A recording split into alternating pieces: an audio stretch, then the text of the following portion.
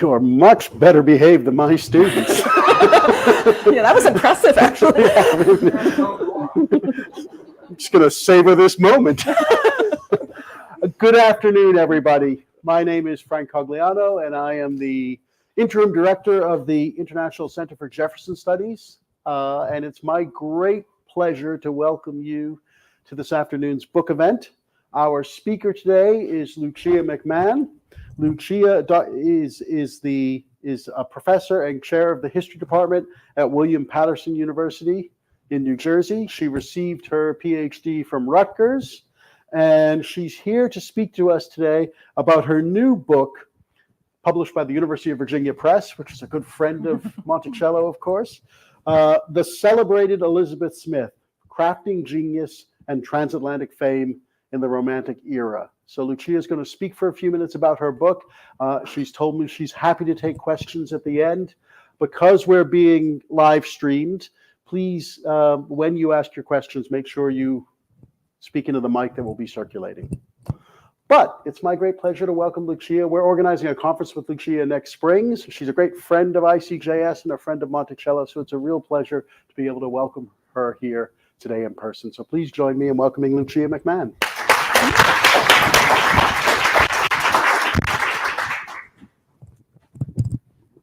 Thank you so much, Frank. I'm really delighted to be here. I'm really sort of excited to be giving this talk today. So thank you so much.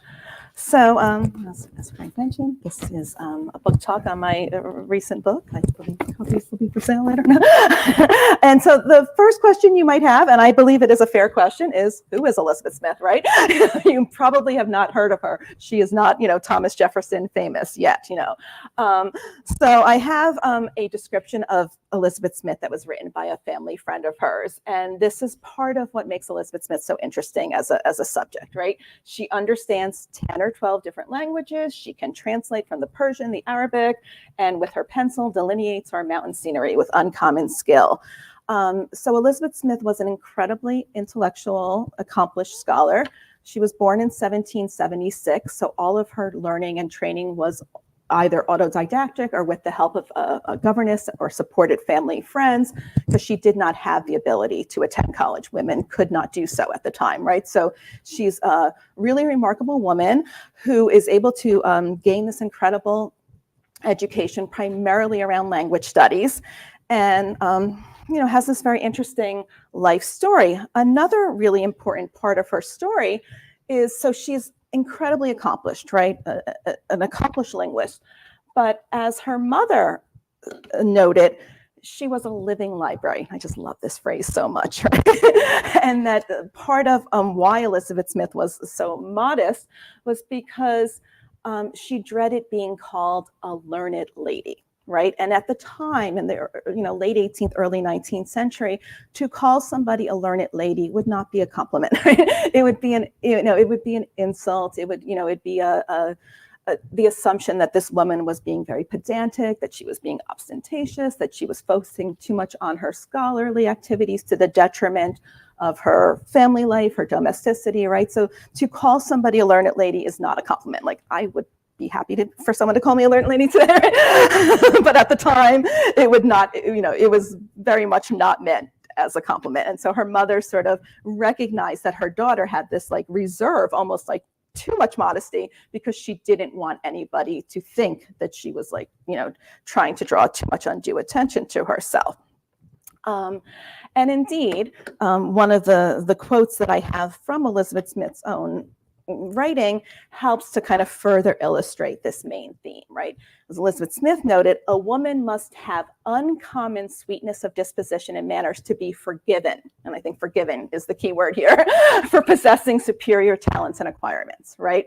And so this is a big part of Elizabeth Smith's sense of self.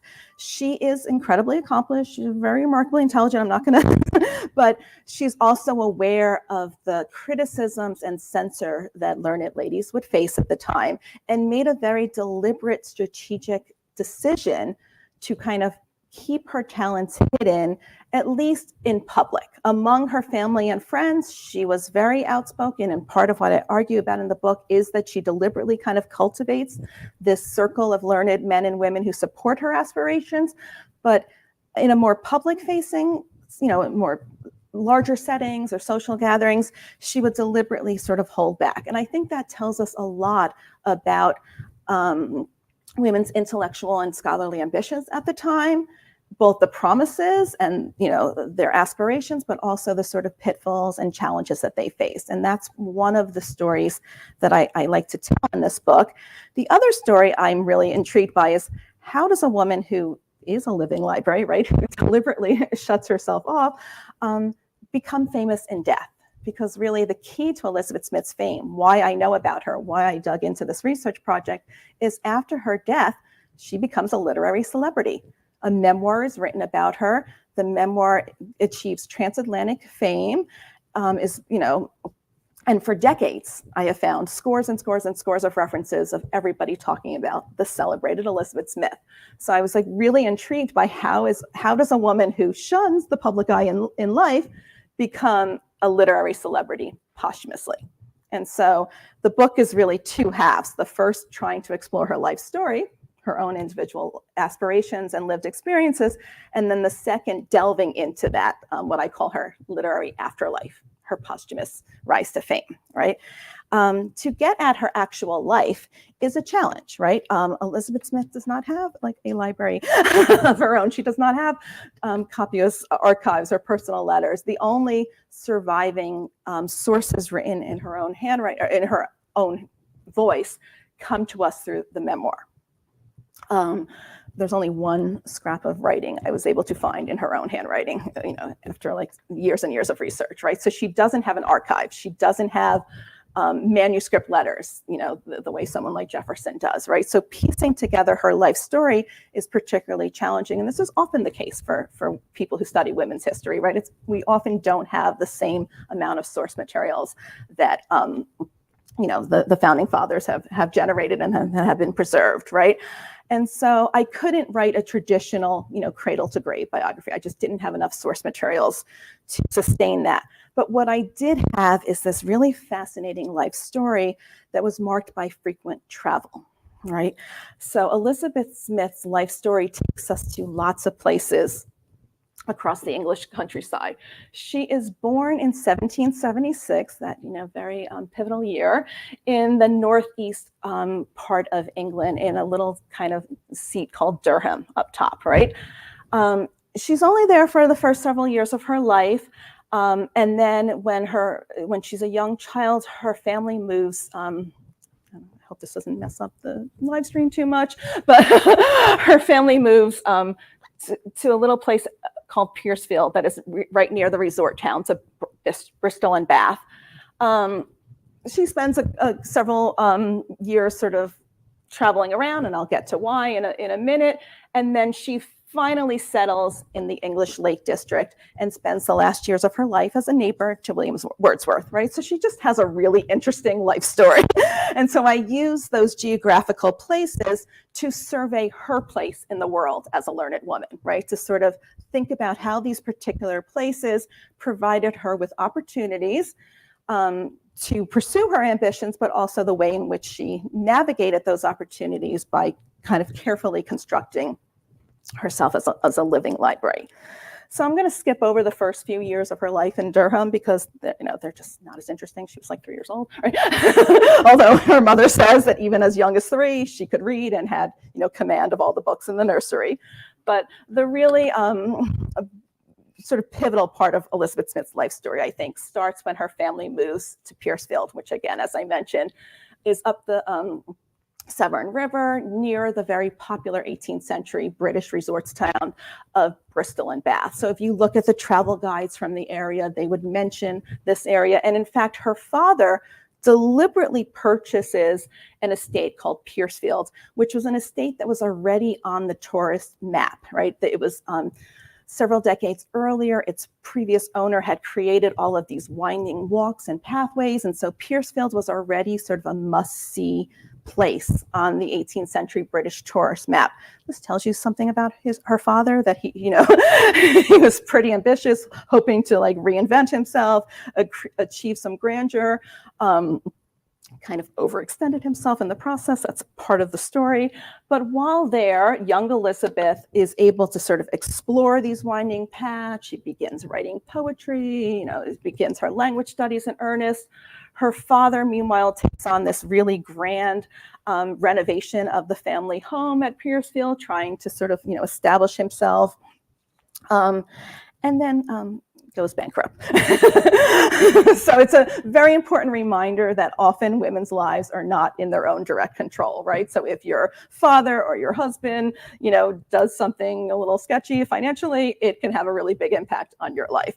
So when Elizabeth Smith is like 15 or 16 years old, just sort of starting to come into her intellectual powers, her father experiences a bankruptcy. It's a very big case. He loses not only the estate at Piercefield, but his lands that his wife had brought into the marriage, his family estate up in Durham, just kind of loses it all, right? The family is actually homeless for several years. They kind of enter into the sort of genteel poverty, right? Where they kind of spend months at a time floating from family to friends who are sympathetic to them. Her father, George Smith, buys a commission as an officer in the British Army. This is sort of like one of the ways you can sort of maintain some respectability as as a member of the gentry at the time. But it leaves his wife and daughters without a home to call their own, right?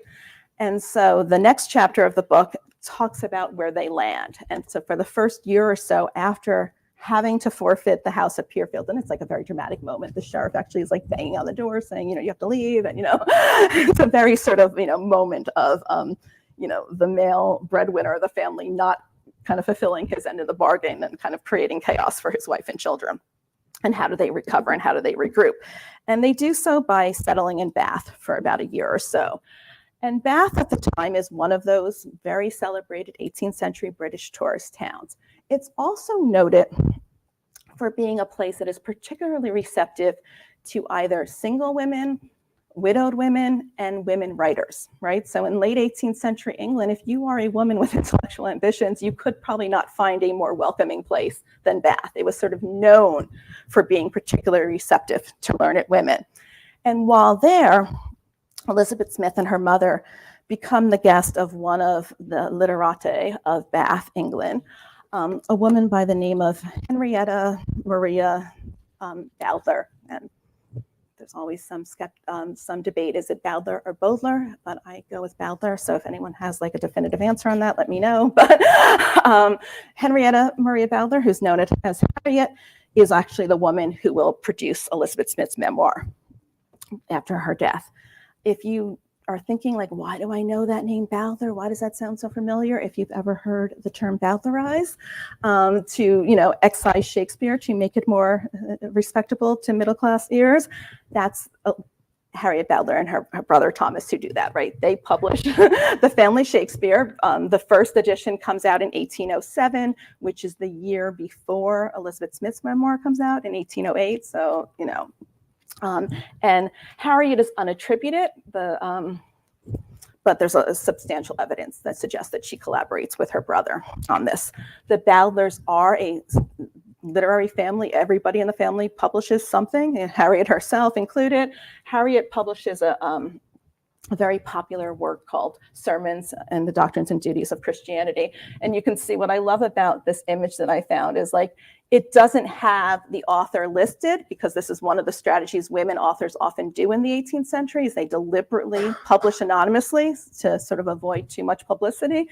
But everybody knows that it's Mrs. Harriet Badler of Bath who publishes this work. And this Sermons on Doctrines and Duties of Christianity goes through dozens and dozens of editions. It's incredibly popular. And her sister also has a volume of poetry that's published. Her brother is an author. It's a very literary family. So if you are a young woman with intellectual ambitions, to find yourself in this town of Bath, surrounded by other learned women, validates your own ambitions, right? Elizabeth Smith is often described as somehow exceptional or extraordinary for her extensive language skills, but she would not have thought of herself in that way, because she would have been surrounded by women who she would have thought of were even more accomplished than she was, right? So she deliberately surrounds herself with these very intellectual women. and creates this community. And so she really could not have landed in a better space to kind of recover from the devastating and humiliating effects of, her family bankruptcy. But, in order to stay friends with the Badlers, they can't live with them forever, right? So one of the things that Elizabeth Smith and her mother do is they become tourists. During the 18th century, and sort of domestic tourism in England is a really big deal, and particularly to see other parts of the British Isles, Ireland and Wales and Scotland, right? The Lake District, all of these areas are becoming sort of renowned on the picturesque tourist map, right? And Elizabeth Smith and her mother become the sort of quintessential picturesque tourist, right? And they spend years traveling everywhere. They go to Ireland to visit George Smith, who's stationed there. They travel throughout Wales. They're in London a lot. They go back and forth to Bath frequently. They're very well traveled, and I think that might surprise us to think of women being so well traveled during this time period. But I think that's part of a much larger story. I think we have many more instances of women who are traveling at this time. The difference is women tend to record their travel experiences privately. They write about it in letters to friends or in diaries or journals, whereas men who are traveling and exploring tend to write published travel books and poetry, right? And so one of the things that I find so remarkable about Elizabeth Smith is she is going to all of the places. Her home in Piercefield before she loses it, which is right near Tintern Abbey, where certain Wordsworth, composes a famous poem, right? Across the castles and mountains of Wales, she is going to all of the same places that the Romantic poets like Wordsworth and Coleridge say are like what makes them so special as Romantic geniuses, right? That it's the fact that they are able to, do this travel and climb this mountain and do these explorations that is the wellspring of their creative geniuses, right? Elizabeth Smith and her family and friends are doing the exact same things, right? They are active participants in what is often called the sort of picturesque tourism or picturesque travel. They are in pursuit of the picturesque, in pursuit of the sublime. They are, exploring crumbling castles in Wales. This is Conway Castle. And the pinnacle of Elizabeth Smith's sort of travel explorations that I write about extensively in the book is she climbs the top of Mount Snowden in Wales, which is the highest mountain in Wales. And to do so is considered the sort of, you have reached the height, literally, figuratively, right, of the picturesque tourist trip, at the time. Wordsworth writes about this. If you look at Keats, other Romantic poets, everyone talks about the ascent to Snowden. It's sort of like one of the things you have to do to earn your sort of Romantic genius badge, just to climb Mount Snowden, right? And so, and not only does Elizabeth Smith do this, she does this at night alone with only a local travel guide. She's supposed to, and the reason you go at night, and this is how Wordsworth does it as well, to climb away the midnight weary hour, right, is because you want to reach the peak of the mountain at like 4 a.m, which is when the sunrise would happen in the summer, so that you can sort of experience the sublime mountain views, and watch the sunrise over the mountain. So Elizabeth Smith is one of the few upper echelons of travels who does this feat. She's supposed to go with her sister-in-law and her mother. They start the trek, and about an hour in, her sister-in-law is like, "Oh, no thanks." So, it starts to get windy and rainy. And so her mother sort of holds back to wait with her sister-in-law and says, "Bessie, you go on ahead. I know this means a lot to you." Elizabeth Smith writes a private travel account of this to her friend, which then gets published in her memoir. And it's absolutely breathtaking. It's spectacular to sort of hear her talk about this achievement, and she does so. It is so clear that it is so transformational and so important to her to do this. But she just sort of does it as like, oh yeah, here I am climbing another mountain. It's just something she does, right? She doesn't ever say like, well, I'm a creative genius because I did this. She just sort of speaks about how breathtaking and fabulous the experience was. And that's a really, really something I really enjoyed writing about is, and would love to study more, is how common it was for women to engage in this sort of mountaineering and other kinds of physical activity that I think is much more common than we first think, right? So several years of her kind of being this exploration. And then finally, the family settles in the Lake District. Again, at the time, William Wordsworth is living there, Coleridge, Thomas Clarkson, who is a famous anti-slavery activist at the time. So the Lake District is known for being this beautifully sublime place, right? Filled with mountains and lakes and places to explore, but also it's described as, the wellspring of genius, right? This is where these romantic poets are living and working and, finding their inspiration. And so it's really, really, apt that Elizabeth Smith would wind up there. And I have found evidence from Dorothy Wordsworth's journals, a couple of visits that say, Mrs. Smith and daughter here. So I know that the families knew each other. And then later on, after Elizabeth Smith's death, I actually have a couple of letters that Wordsworth wrote to Julia Smith. And, so I know that there were connections between the family. In fact, Wordsworth writes about Elizabeth Smith in a draft of his Guide to the Lakes. He doesn't include her in the final version, but he definitely knew about her and definitely knew about her story. And so for Elizabeth Smith, I think the Lake District is about the most perfect place that she could wind up, right? Because it is a place where she can exercise her intellectual power. She is literally surrounded by mountains, so she can go exploring whenever she wants to. So she's able to, as she says, rejoice in their own energy, right? To have both physical stimulation of the scenery and the landscape, and also to have time and space to devote to her intellectual pursuits. By this time, Elizabeth is in her early 20s. She's not married. You could say, well, it's the fact that her family is like bankrupt and broke, and that's why she doesn't marry, but her brother marries, her younger sister marries, right? So I think there's also more to the story there. I think this is a deliberate choice that she makes to remain single so that she has more time to devote to her intellectual pursuits.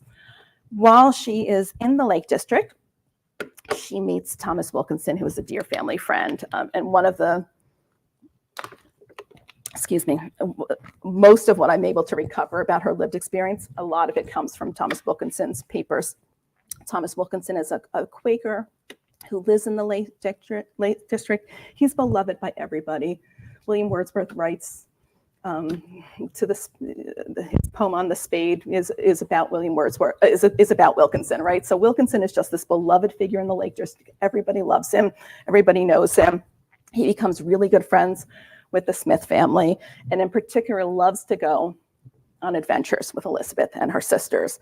And they will just explore through the Lake Districts. On one case, they climbed mountain, they rode across lakes, they do it all, right? And Thomas Wilkinson speaks about how her courage is much stronger than him. Like, she's the one who will keep going when he wants to turn back, or she's the one that wants to sketch the scenery, so she'll hang over, a crevice, and he'll be the one holding her feet, kind of thing.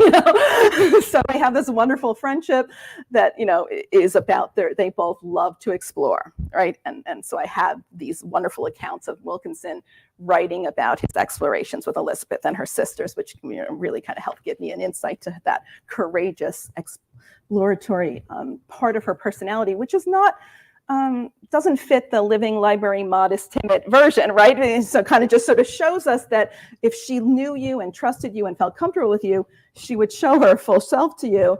But, in a room full of people in a party, she would probably never mention the fact that she had climbed to the top of Snowden, or, was climbing the Lake District mountains. She was very careful about who she revealed herself to. But if she trusted you, she did reveal with really breathless enthusiasm how much this stuff meant to her. And then the other thing that Elizabeth Smith does while she's living in the Lake District, she finally has a home. Like, she literally has a home, right? She's not bouncing around from family, friend, house to house. So she's able to kind of sit and devote more time to her works of translation. She had dabbled in poetry.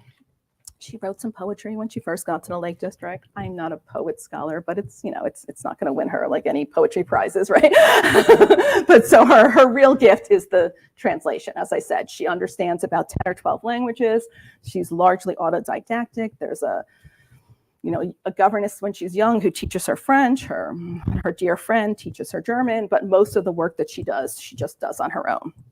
And so she begins works of translation. She translates the Book of Job from the Hebrew, and then she does a translation of a German poet, a man by the name of Frederick Klopstock. So Klopstock's letters between himself and his wife. And again, Klopstock is this German romantic poet who was so popular at the time. Wordsworth and Coleridge go to Germany to meet him because he's considered like the most wonderful man to sort of walk the earth to the Romantics. And so this is the person whose letters Elizabeth Smith devotes herself to working on. And this here is the one scrap of paper in Elizabeth Smith's writing that I was able to find in the British Library. And it appears in an autograph collection, right? There's a collection of, literary ladies and their autographs in like this bound volume at the British Library. This is the one thing, in her actual handwriting, because all of the other works, her other letters, her journals and compositions that appear in her posthumously published memoir come to us, in printed form, and they come to us Badlerized, right? They come to us through the editor of someone who had no problem, editing Shakespeare. So, so this is the only, sort of unmediated scrap of Elizabeth Smith's writing I have. In sort of, good 19th century sentimental literature fashion, Elizabeth Smith dies young, right? It's sort of something right out of a sentimental novel. She dies when she's 29 years old. As the story goes, she goes to take a walk in the Lake District after dinner. She loses track of time because she's lost in a book, and she's struck with some, dew that comes into her lungs and creates, this, sort of health issue that lingers on for a couple of years before she finally succumbs to it. I'm not a medical doctor. I don't play one on TV, but it seems that she most and I have letters of her mother talking about her medical condition and her declining health, but no one ever actually says what the diagnosis was. If I was a betting woman, which I'm not, I would say it was tuberculosis, right? It's the most common form of death at the time. It's something in her lungs, and she describes it as a lung disease. So it's a very common killer of people in the early 19th century. And so you would think that is where her story ends, right? This tragic young woman struck down, at age 29, just as she's finishing up her Klopstock memories, getting ready to publish them. Her friend Henrietta Badler has been working with publishers who have expressed interest in the book, and then she tragically passes away. This should be the end of my book, right? But instead, it's only the end of part one of my book, because an equally fascinating part of Elizabeth Smith's story is, as I said, what I call her literary afterlife. Henrietta Badler quickly writes to her publisher, Caldwell and Davis, who was responsible for publishing all those editions of the sermons, with thoughts of publishing a little biographical work about my dear friend, Elizabeth Smith. And so in 1808, 2 years after Elizabeth Smith's death, 1 year after the first edition of Family Shakespeare, it goes to print. Fragments in prose and verse by a young lady lately deceased is published in Bath, in London, in Dublin. And the first editions are anonymous, right? Elizabeth Smith appears as a young lady lately deceased. And Henrietta Badler is not identified as the author. Instead, it is the author of the sermons on the doctrines and duties of Christianity, right? So the first several editions, and the work is incredibly popular. In 1808 alone, it goes through like 5 or 6 different editions, which is a pretty incredible thing to happen in the 1808 literary marketplace. And so it's very, the sort of identity of Elizabeth Smith, the young lady lately deceased, it is very quickly figured out, particularly because when in the first editions, Henrietta Badler would write in the common standards of the time, she'd write like Miss E-S- of P-I-E-field, So there were all of these like hints that if you knew anything about, Bath society or the Badler's social life, which, was very well known in Bath at the time, it was very easy to figure this out. And even some of the early reviews were like, I know who this is. There's almost like this sort of like, sort of open secret. So much so that, within a couple of years, the fragments of a young lady lately deceased quickly become known as the fragments in prose and verse of Miss Elizabeth Smith.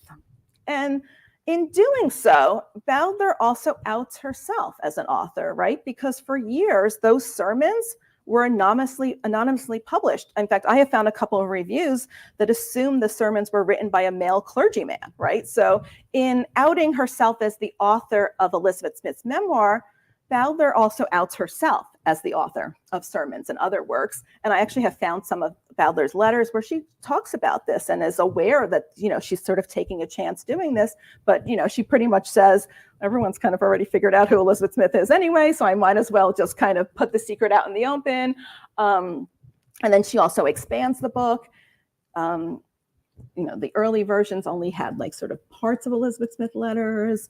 She adds more in. She kind of does the reverse of Bowdlerising. She adds things in that she originally takes out. It's like I could write a whole book on the way in which she editorializes this. And this is where the book, and then she also then publishes the, as a second volume, the Klopstock memoir that Elizabeth Smith was working on before her death. And this is where Elizabeth's literary afterlife really starts to take off. There are editions that are published in America. She sort of becomes a literary celebrity, as I said. And then here is where, if I had not many sources about her life, I have so many sources about her afterlife, right? References to Elizabeth Smith appear everywhere on both sides of the Atlantic. She is known for decades after her death. And this is where, like so many great sources that I could sort of just quickly run through some of the highlights, right? As I said, one of the things I was fascinated about was how does a memoir written about a British woman who was not known in her own lifetime become so popular in America? Because part of the reason I wrote this book, I'm a scholar of American women. I'm not a British women's historian, although I had to become one to write this book, right? I kept finding references to American women reading and writing about Elizabeth Smith. And I was very intrigued by this. Like, why are all these women I'm studying, who were all very well educated themselves, writing about this Elizabeth Smith? I think I'm going to write a quick little article about why that is. Right?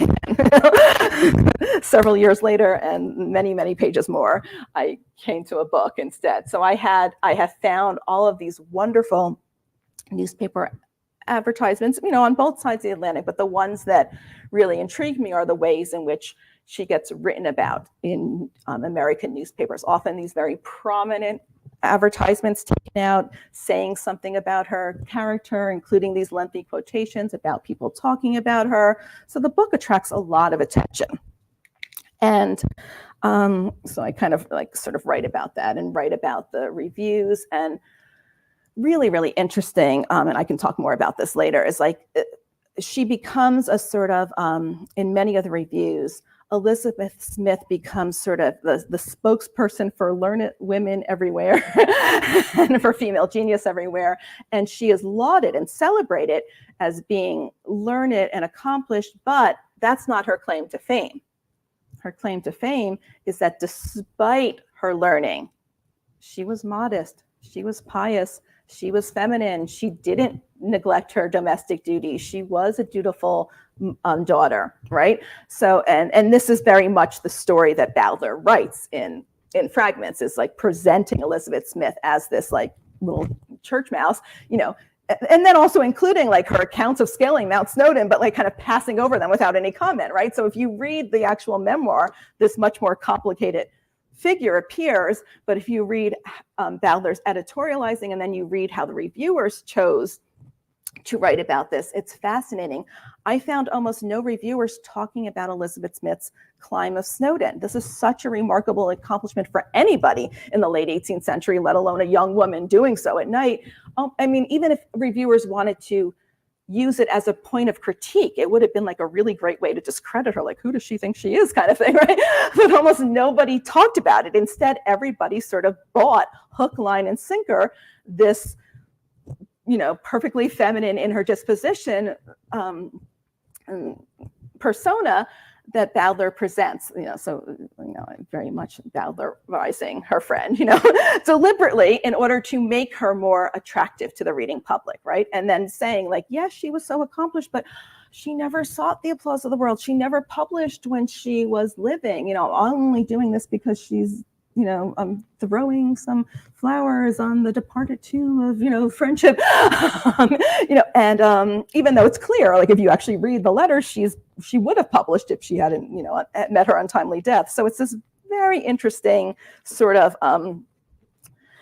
deliberate fashioning of an acceptable learned woman, right? And, it's okay to be smart if, sorry, I just need to get my timer so I don't talk forever. So, if you do not, if you're not brash, if you're not pedantic, if you're not, if you don't come up with crazy ideas that, women should be the equals of men and things like that, right? So, if you are considered to be a feminine genius, it's okay. But even the reviewers are like, well, she can't be a real genius because only men can be real genius, so there's all of this sort of gendered arguments that starts to happen. So again, she kind of becomes the jumping off point for these larger discussions and debates about how much knowledge is acceptable in women, and not only how much is acceptable, but then what are you allowed to do with it, right? It's okay if you learn stuff, but not too much stuff. And what are you doing learning, Greek and Latin and, and then, but you certainly can't do anything with that. You certainly can't get ideas, to be a published author or anything, right? So it's this, she kind of becomes like, this sort of character in other people's stories about what it means to be learned at the time. And indeed, she starts to appear everywhere, right? One of the most influential moments that contributes to her literary celebrity is Hannah More, who at the time is one of the most famous women writers at the time, writes about Elizabeth Smith in one of her most celebrated novels at the time, Hannah More's Columns in Search of a Wife, which is like one of the best-selling novels at the time. And Hannah More writes about, Elizabeth Smith and puts Elizabeth Smith literally in the same sentence with Elizabeth Carter, who at the time was a famous bluestocking, a member of the sort of literary circles of elite women in England. Elizabeth Carter was the author of translations from the Greek and things like that. So Hannah More sort of puts Elizabeth Smith and Elizabeth Carter into people's imagination. And I can't tell you, I have found dozens, if not scores, of references that either reference Elizabeth Smith with Elizabeth Carter, or with Elizabeth Smith and Hannah More, or with Elizabeth Smith, Carter, and Hannah More, right? Like these three women just become so intricately connected in terms of making and contributing to Elizabeth Smith's genius, celebrity as a genius. And again, she is held up in everything. This is of all the quotes, this is one of the ones I love, right? It's very well to hold up such an extraordinary woman as Miss Smith to the admiration of the world, even in England, which abounds with distinguished females, her genius contemplating with mingled emotions of astonishment and reverence. And again, the astonishment and reverence is not so much because she's so smart, but because she is considered to be so feminine and modest and, of good character, despite being so smart, right? That's sort of the way in which her legacy gets encoded. And I mean everybody. I have Chief Justice Joseph Story from the United States Supreme Court writing about Elizabeth Smith. I have, Hannah More writing about her. I have, like I said, William Wordsworth, who I'm mad at to this day, writes about her in his draft for his Guide to the Lakes, and then leaves her out of the published edition, right? Harriet Martineau writes about her in the Atlantic. Okay, so this is a woman who is whose legacy is being spread for decades and decades across both sides of the Atlantic. As I said, part of what got me into this story is I just kept finding all of these quotes of people reading Elizabeth Smith and having these really over the top reactions to her, she was the best thing since sliced bread, including Emerson's aunt, Mary Moody Emerson. So a really important intellectual figure in her own right. describes a member of her literary circle as an Elizabeth Smith, right? And I found several examples of this, of people referring to other accomplished women in their family, in their social circles, as an Elizabeth Smith. All right, so Elizabeth Smith sort of became the standard by which other learned women were being judged. And as I mentioned, Harriet Martineau wrote several essays in which she included references to Elizabeth Smith. Martineau herself had settled in the Lake District, so she was intimately familiar with Elizabeth Smith's legacy there. So she was a really big literary figure who helped keep her Elizabeth Smith's literary afterlife going for decades and decades. There's like over a dozen tribute poems that are written about Elizabeth Smith. It was like such a wonderful rabbit hole to fall down, right? Her friend Thomas Wilkinson writes one, and then it's published in the memoir. But then, like, there are all of these other poems that are published in, you know, in Philadelphia papers, in London papers. There are famous London poets who include writings about Elizabeth Smith in their writings.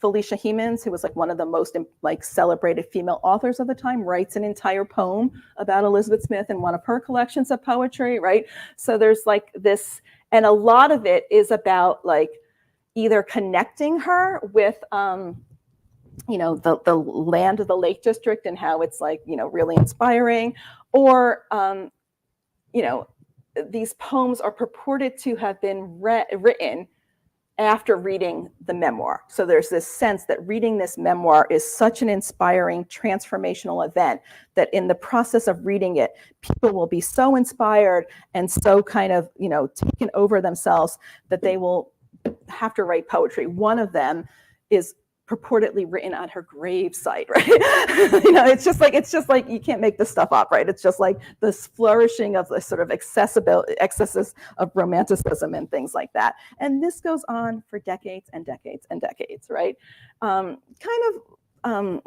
Weans off by the end of the 19th century, and probably like a whole story as to why that happens. But as late as 1898, I found this just absolutely fascinating essay written by Alexander Japp, who is a Scottish publisher and sort of this well-known person who tells this story of like coming across this old version of, you know, the posthumously published Book of Job, and then wanting to know more about her and like going off to the British Museum, you know, to read her other books and learn as much as he could about her, and then publishing this very lengthy essay about her.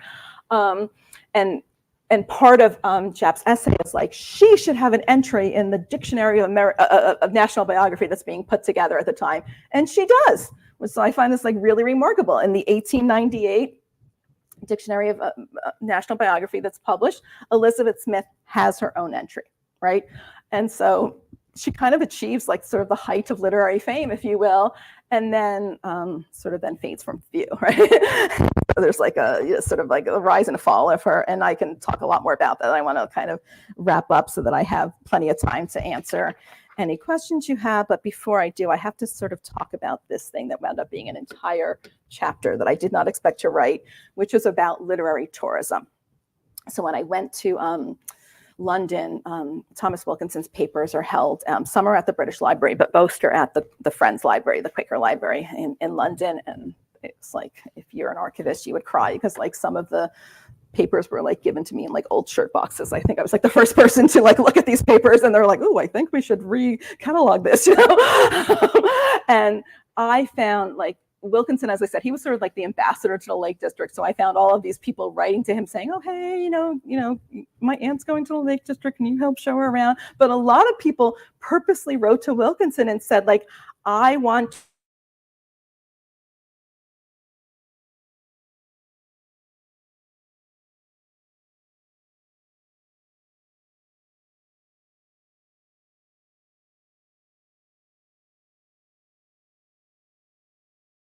to meet Juliet Smith. I want to meet Elizabeth Smith's mother. Can you arrange? I just found all of these references to what I then discovered that literary scholars refer to as literary tourism, like visiting the homes and haunts of deceased literary figures. So it kind of becomes a big thing in the 19th century. I mean, we're still doing it, right? That's why places like Monticello and stuff have such resonance, right? We want to know something about, you know, the lives and minds and homes and hearts of people who who had such, powerful intellects and influential, signs of genius.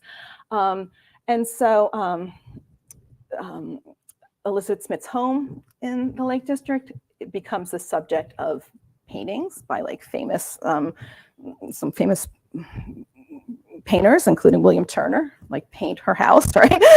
And in addition to these sort of personal accounts I found of people visiting her home and her grave, all of these 19th century travel guides have Tent Hall, which is the family home, Tent Lodge, sorry, as like places to go to in the Lake District, right? And the Lake District is one of the most popular places to visit by the mid-19th century, right? Especially once the railroads develop and it's easier to get there and stuff. Like, the Lake District is the place to visit if you're a discerning British traveler. And so if you look here, like right above Coniston, which is the town that the Smiths settle in, you see Tent Lodge as an actual place literally on the tourist map that you should go to. And Hawkshead is the town where Elizabeth Smith is buried. Right. And I have found all of these maps and sources that have Tent Lodge as a place of, like, you cannot go to the Lake District without going there. Like this one has Tent Lodge as like one of the central places to go if you're in Coniston, right? And all of these 19th century guidebooks. And I have found like these really famous people, like there's a Harvard professor that goes to the Lake District and William Wordsworth is his guide and takes him to Julia Smith's house to talk about Elizabeth Smith. So like there is like a real wealth of evidence that I was able to find about Elizabeth Smith's literary reputation that kind of went on forever and ever, particularly in the Lake District. And so I'll sort of close so that we have plenty of time for questions about this wonderful example to her that I found in the late 19th century. Sort of like this, book written about the Lake District, but really about like the Lakers, the poets, and the Wordsworth and the Coleridge, right? And so this is the author talking about being at Tent Lodge, Elizabeth Smith's family home, to gaze upon, a scene of unspeakable beauty, the accomplished scholar, Miss Elizabeth Smith, and then goes on to say why Elizabeth Smith was so accomplished because of her, extensive language, her algebra, Latin, Greek, Hebrew, Syriac, Arabic, Persian, French, Italian, Spanish. She was a good pianist, a student of the Bible. She translated the book of Job. She wrote the memoirs of Klopstock, and a selection of papers was published after her death under the titles Fragments and Prose and Verse. So the fact that her literary legacy continued to resonate for decades and decades, particularly in the Lake District, where again, because of those literary tourists, like I won't say that people like only went to the Lake District to see Elizabeth Smith, right? I'm not going to make that strong an argument, but the Lake District was such a popular place. People were already going there because of Wordsworth, because of Coleridge, and then Byron gets associated with the Lake District, like, all of these characters. She is definitely considered one of the places you go. Like your tour of the Lake District is not complete if you don't gaze upon Tent Lodge as well, and kind of just shows you how powerful her legacy was for decades after her death. So again, I could talk about her for hours and hours, but I'm going to stop now so that I have time to answer your questions. So thank you so much.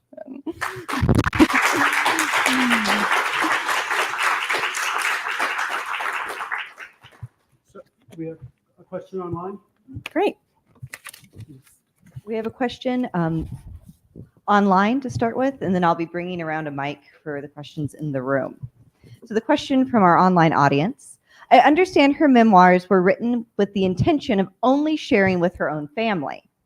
Should historians have any moral or ethical apprehensions arising from revealing and writing about memoirs published posthumously that directly impact a person's legacy, good or bad? That's a great question, because I often think, like, what would Elizabeth Smith made of all of this, right? Like, here's a person who, like, so consciously guarded her own personal reputation, was a living library, right? So to have herself, and even there's evidence that she destroyed many of her papers before her death, like kind of, it was kind of like, it was not a surprise that she was dying. Like she kind of, languished on the vine for a while. Yeah, it was sort of a I often wonder, like, what would she have made of this? Like, would she have been really, like, kind of annoyed that that her friend had sort of put her in the public spotlight in this sense? So yeah, it's a great question. I don't like have a really good answer to it.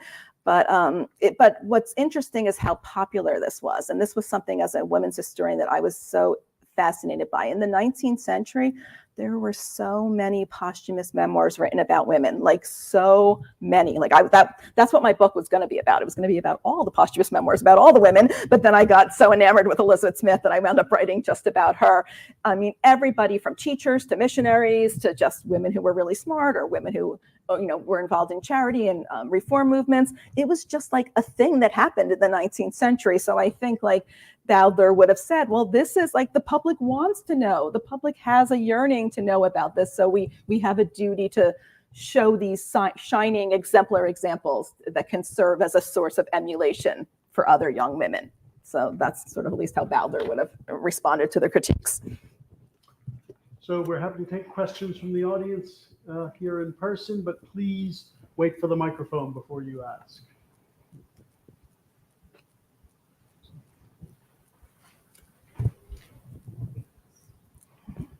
Okay. Thank you very much for a very interesting talk. I'm curious if you have a sense, if we know who was buying these books, what the market was it mostly women? Was it mostly men?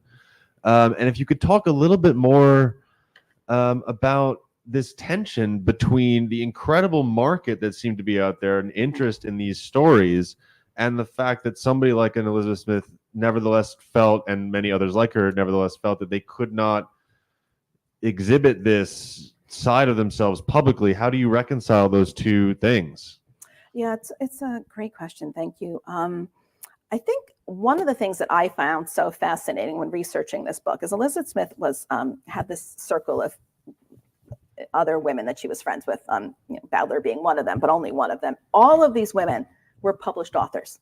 They all published anonymously, right? And they had, there's a literary scholar by the name of Eve Bennett, I think, I don't know if I'm who talks about the practice of semi-anonymous publishing, right? That these women published like by the author of sermons or by a young lady, but within their own social circles, they were so like, yay, I'm doing it. And like, could you please, puff off my book? And can you please help make sure that it's read? So I think they did have literary ambitions. They wanted their works to be published. And this maybe kind of helps to answer the previous question as well, but they didn't want the censure and the backlash that would go along with it. And this is particularly, this is a post Mary Wollstonecraft moment, right? Where Mary Wollstonecraft is vilified, for being this, lady with ideas, about equal rights. So I think these women are like deliberately, like they are really eager to put their works out there, but really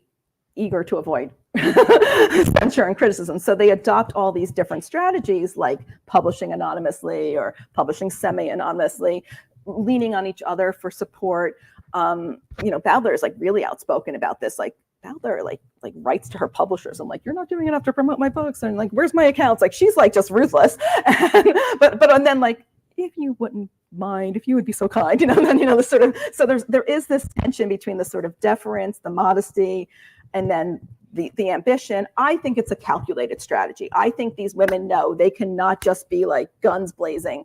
I'm going to be a writer, and I'm going to be ambitious. They know they'll get vilified, especially in a post-Wollstonecraft moment. So they kind of walk this razor's edge, pretending to be, I'm only writing because it's going to benefit a charity, or I'm only writing because, I want to strewn flowers on my departed friend's virtue.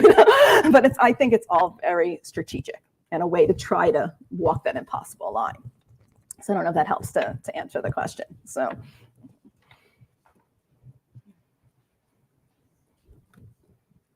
Thank you. I really enjoyed that. I've got two questions, if I may. The first one is, I wonder if you could talk a bit about Elizabeth's early education. Did she have a family private library that she's using to learn all these languages? And the second one is a bit more specific. I wonder when the first connection with the Lakes poets comes about, Wordsworth and Coleridge. Is it because she's in the right part of the world when they're in Bristol and they're inhabiting the same social circles, and that's how she gets to know them. And that leads to the move up to the lakes. Thank you. Yeah, so I'll answer them in order. So Elizabeth Smith's mother writes these series of letters, like kind of giving a biographical sketch of her daughter, and they actually get published in the memoir, right? And they're very they're clearly stylized and written with the idea that she knows that they're being asked because someone's writing a memoir about her daughter, right? So you have to take it with a grain of salt. But with that said, what Elizabeth Smith's mother, Juliet Smith, tells us is that Elizabeth Smith learned to read very early. By age 3, she was, mistress of the books in the nursery.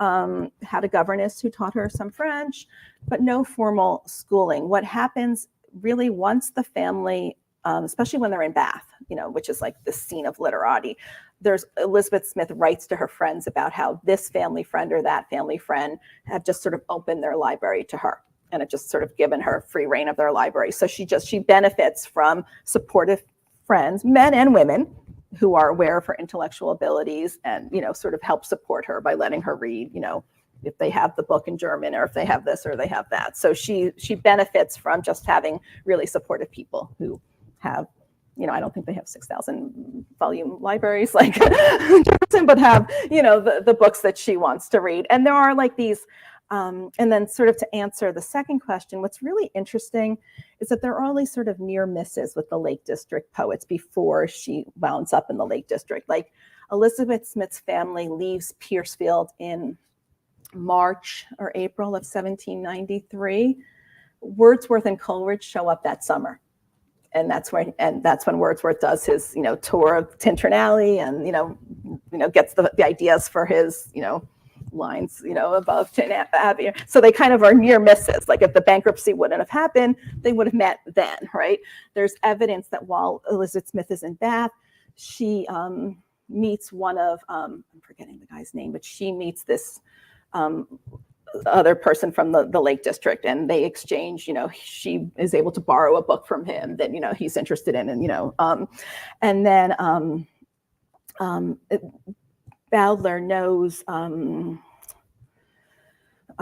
Robert Southey. He's the one that finds out that Elizabeth Smith is good at German, and the way the story goes is that he's like, you're telling me she's so great, but I don't know, here, ask her to translate this. And so Badler writes that she gives her this passage in German that's really difficult to translate, doesn't tell her who gave it to her. It just says, Elizabeth, I'm just curious, can you translate this? But it's actually like a test. And then she passes it, and then he's like, oh, well, she should be employing those talents to do translation. And that's how the Klopstock project. So there's all these sort of connections that start to grow as, and again, it also helps to show that there's evidence that people knew about Elizabeth Smith's talents and acquirements, right? And I actually I found other letters from other Lake District poets, because there's this great Romantic Circles digitized collection of letters, or a couple of them have written and say that they've read the memoirs, they want to know more about her. So it's clear that she was known among this circle, right? And the Klopstock works, I have evidence. Dorothy Wordsworth writes about reading them, and so it's clear that she's just very well known. And I actually think Wilkinson is a really big part of the story, because Thomas Wilkinson is sort of the thread.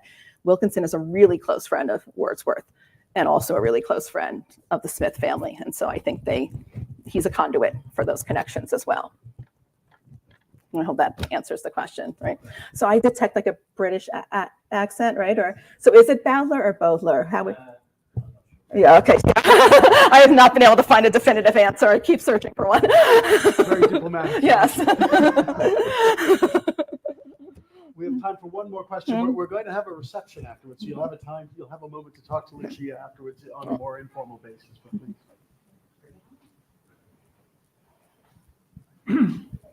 Excuse me, when you were talking about Elizabeth Smith and how her fame was, so much of it was predicated on how she was retiring and reserved and pious and so on, and that she was celebrated for that, and her fame was almost entirely posthumous.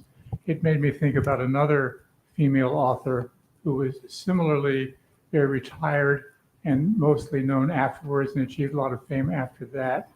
And that's half a century later, and that's Emily Dickinson. And Emily Dickinson, as best I can tell, certainly now and even then, is kind of more regarded as odd rather than celebrated for that. And it makes me think, well, what's different about these stories? Is it because it's later? Or is it because it's England versus America? Is it just because they're very different people? But that contrast I thought was interesting.